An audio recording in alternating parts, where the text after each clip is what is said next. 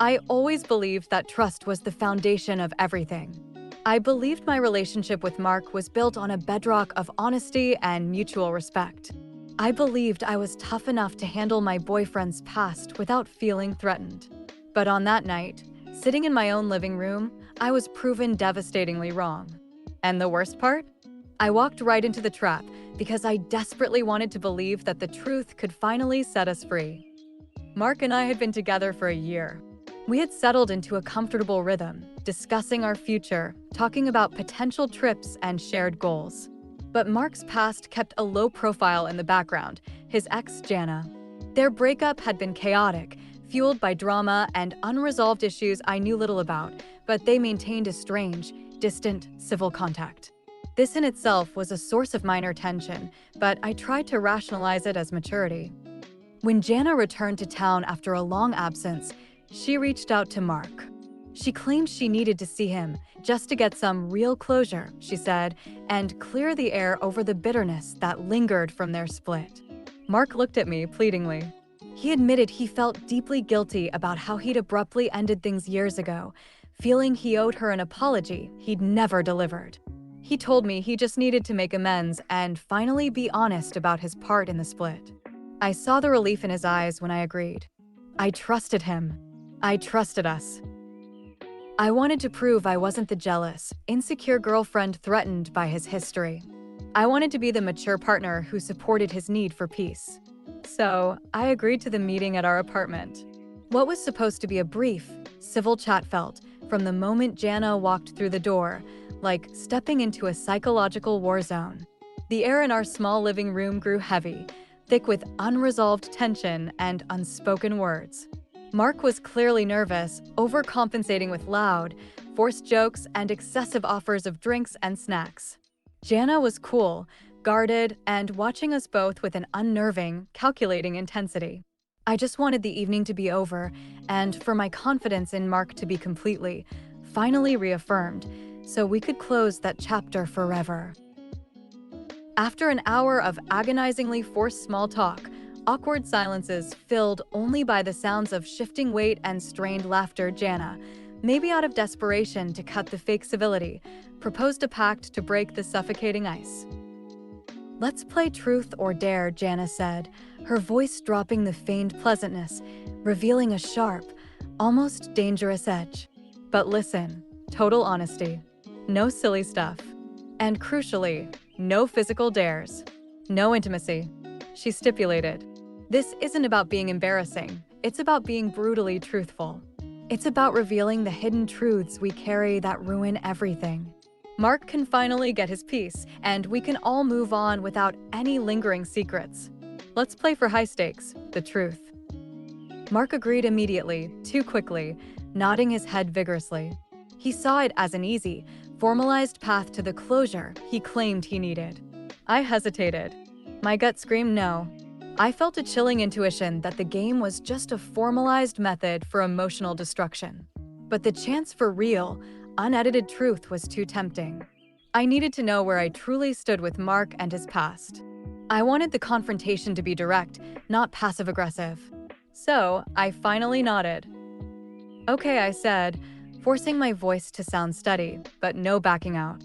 We state our reasons before we ask the question. And only truths that hurt a little, but nothing that breaks us entirely. Let's stick to the emotional honesty we all claim to want. We shook hands on the deal, a bizarre pact sealed in my own apartment. In that moment, I signed the emotional death warrant for my relationship, mistaking a weapon for a healing tool. The first few rounds were deceptive. They felt almost childish, designed to make us laugh and drop our guards. Jana was dared to delete the oldest couple photo of her and Mark from her cloud storage.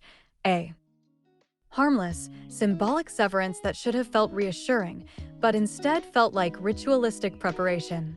Mark had to call his mother and tell her he loved her, which, ironically, seemed to be the hardest thing for him to do, betraying a deeper emotional dysfunction I hadn't properly acknowledged. But I wasn't truly playing the silly game. I was watching the serious one unfold beneath the surface. I was tracking the subtle, nonverbal communication. Every time Mark looked at Jana, It wasn't with casual friendship. It was with a desperate, familiar need for her approval, a nervous energy I usually only saw when he was anxious about his career. And when he answered simple truths like, "What's your biggest regret in the last year?" he'd glance at me, calculating his answer, before offering a safely manufactured response about a benign work mistake, something completely detached from our relationship or his feelings. I knew the small, evasive details mattered more than the loud answers. I asked Mark a seemingly innocent truth. "What's the one good habit you picked up from Jana that you still practice?" He went utterly pale. He stammered, his eyes darting to Jana, then back to me. He couldn't name one small, positive thing about his ex in front of me. It showed me he was still editing his past, still terrified of offending me with even a shred of genuine emotion. He would rather lie by omission than validate his ex in my presence. The small cracks were starting to widen. The truths were becoming smaller, but the lies felt larger, ready to swallow us whole. The mood was no longer awkward. It was charged, toxic. We had moved past the silly dares, and the air was thick with anticipated malice. Jana, sensing the moment was ripe, didn't hold back on her next turn. She knew exactly where the weak points in Mark's narrative were. Jana asked, "Mark, truth or dare?" Mark swallowed hard. He adjusted his shirt, running a hand through his hair, nervous tics I knew meant he was formulating a lie. "Truth," he managed, his voice barely a whisper. He clearly believed he could finesse his way out of anything, given enough time and convoluted excuses. Jana leaned forward, her eyes locked on his, pinning him down psychologically. "We're here for closure, Mark. So, let's start with the basis of your current security. Did you really tell Lena the truth about why you were broke 2 months ago? The real reason you had to borrow money from your parents?" Jana demanded. My heart immediately lurched into a frantic rhythm. 2 months ago, Mark had told me a convoluted story. He'd been careless. He'd lost his bank card while out of town, and the emergency money we'd set aside for our potential trip was gone. He had seemed so distraught and ashamed, and I had spent days comforting him. Now, Jana's question suggested that entire narrative was a calculated, deliberate lie designed to elicit my sympathy. Mark immediately jumped into defense mode, his eyes flashing with panic. Mark insisted, "That's ancient history, Jana. It was a mistake. It was just a stupid thing that happened before Lena and I even planned the trip. It has nothing to do with this." His voice was too loud, too shaky, too desperate to be convincing. He was cornered. "It has everything to do with this, Mark," Jana countered. "Lena needs to know the kind of pressure you operate under." "Lena," Jana turned to me, her voice softening slightly. He didn't lose his credit card. He used the emergency savings to secretly pay off a massive, accumulated debt he owed for his old apartment, a debt he incurred because of a bad investment he made without telling anyone. A debt he was actively hiding from you because he thought you would think less of him. And Jana paused, letting the silence hang heavy, forcing Mark to meet my gaze. I was the one who co-signed the final loan to settle it, just so he wouldn't face a lawsuit that might jeopardize his new relationship with you. I knew the complete, embarrassing truth about his finances, and you didn't. She delivered the information as a cold, undeniable fact. I felt a cold wave wash over me. It wasn't the money. It wasn't the debt. It was the deliberate, deep-seated deception.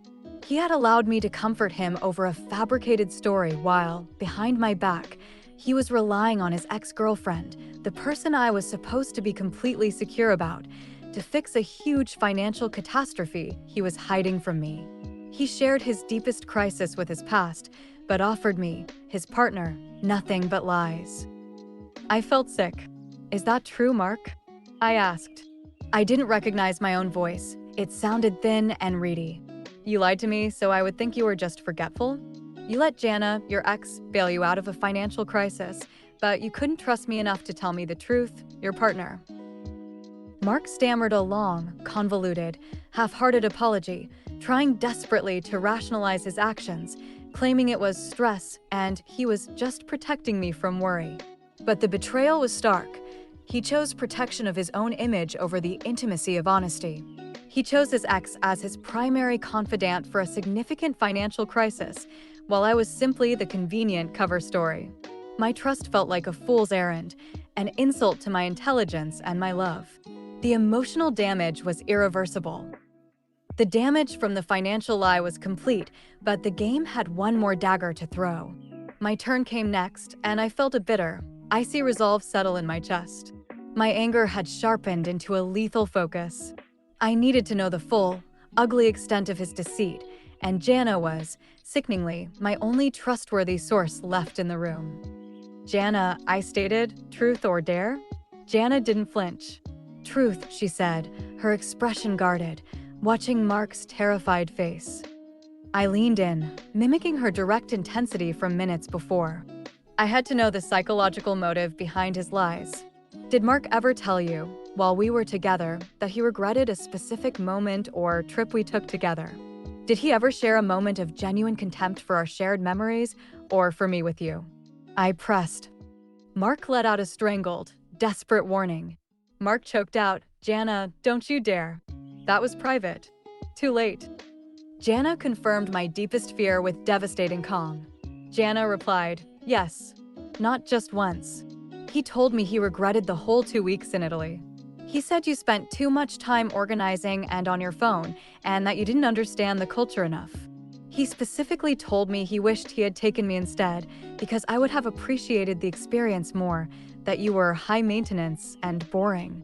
She spoke the words with the detachment of a neutral reporter, making them hurt even more. The room swam.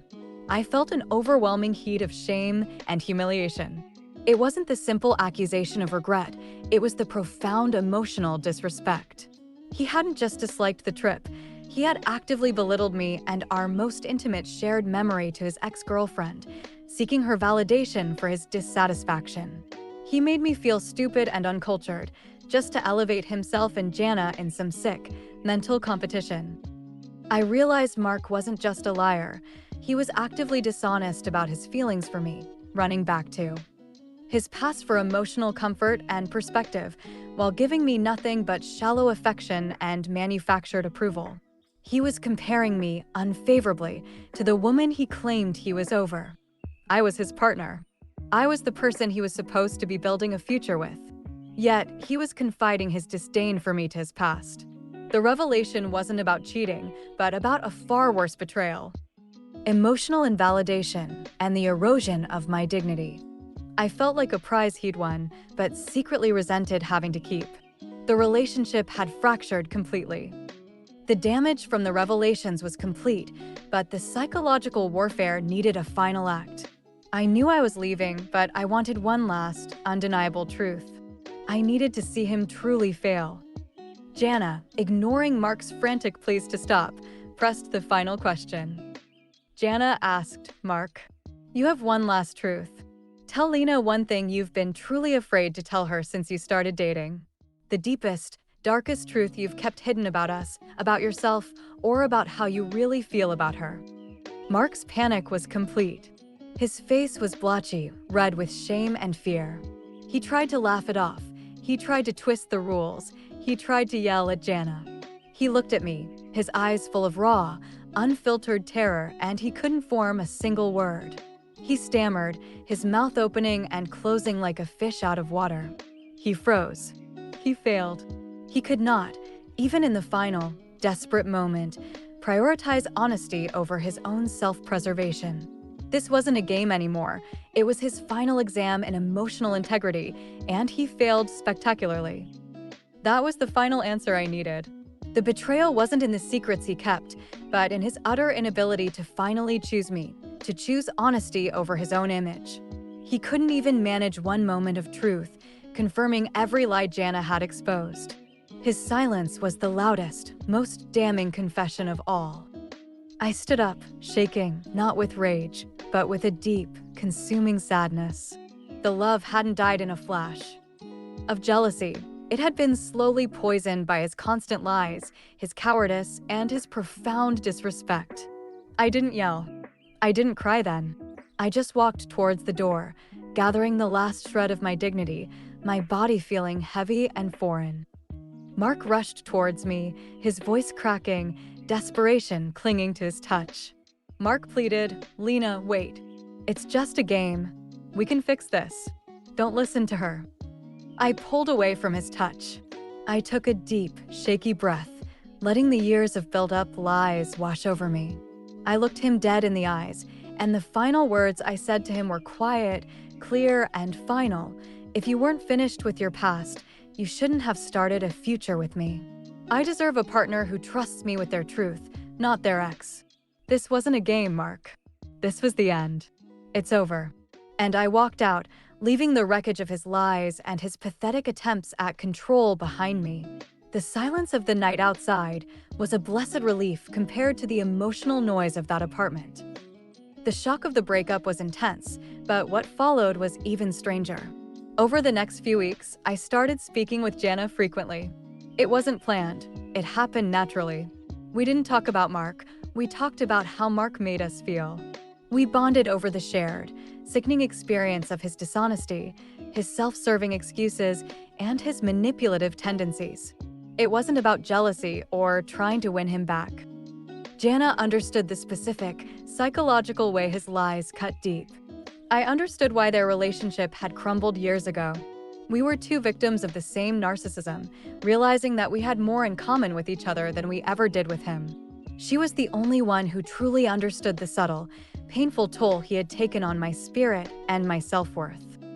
We found an unlikely, profound friendship. We understood each other's pain in a way no one else could. We didn't find romance. We didn't find a new relationship. We found something Mark never gave us: honesty, understanding, and peace. We found a friendship forged in the bitter truth he forced us to face. In the end, Mark lost both of us to the one thing he feared most: the truth. And in his dishonesty, we found unexpected strength.